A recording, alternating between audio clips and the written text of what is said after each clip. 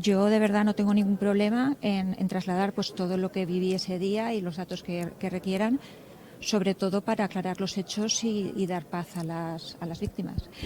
Yo, yo sí que estaba localizada y disponible.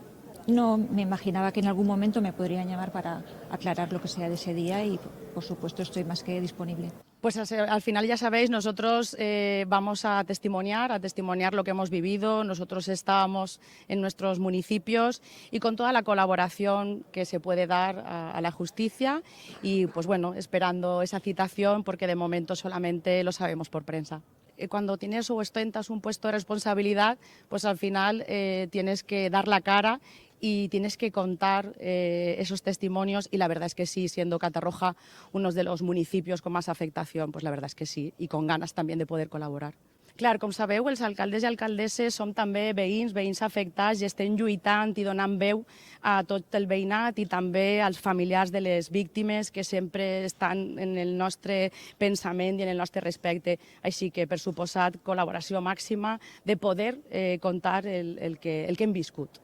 Anem a testimoniar, aleshores esperem aquesta citació i a partir d'ahir col·laboració i declaracions i cada un en el seu àmbit i amb molta tranquil·litat.